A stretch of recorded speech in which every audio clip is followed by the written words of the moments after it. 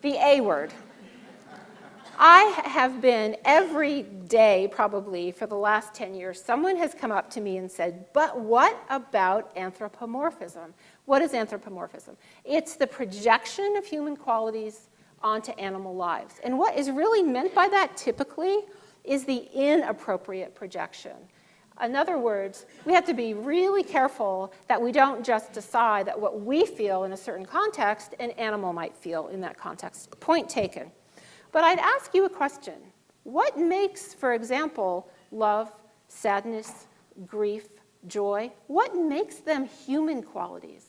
Why would we start from the position that they are ours to decide whether other animals have or not, and that other animals only have them if they're like us? Maybe we could flip that around and think differently about the animal kingdom and think that maybe these are very widespread emotions. In 1872, Darwin published this book, The Expression of the Emotions in Man and Animals. So you can see that is quite a while after his famous On the Origins. He is very interested in looking at a wide variety of animals because he thinks he's seeing joy and sadness and fear and grief. He commissioned drawings of the animals that he was looking at, and he used words very freely without worrying about whether they belonged to our species only. He has this drawing of the dog in this book and refers to this as a benevolent dog. He has a drawing of this monkey and says the monkey is pleased. In the case of the juvenile chimpanzee, he uses the word sulky and disappointed. This is a pout face. Well, Darwin, as I mentioned, didn't just rely on the writings of others. He went to observe animals and look at them in various contexts. This is well after the voyage of the Beagle.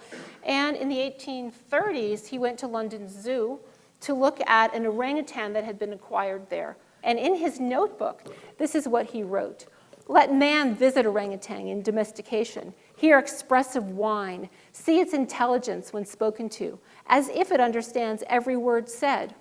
See its affection to those it knew, see its passion and rage, sulkiness and very actions of despair, and then let him boast of his proud preeminence.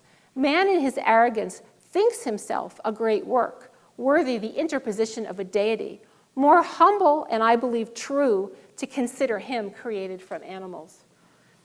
So in the 19th century, there was intense interest in animal emotion.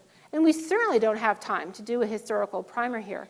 But I will tell you that that interest was soon overtaken by very hardcore skeptics who were extremely uncomfortable with using the words thinking and feeling in connection to animals at all. And this study very much fell out of favor for a long time.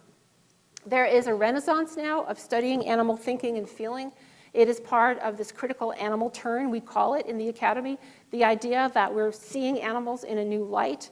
We're understanding that they feel their lives profoundly, that they do think, that using these words to describe what they do is absolutely appropriate and not a projection.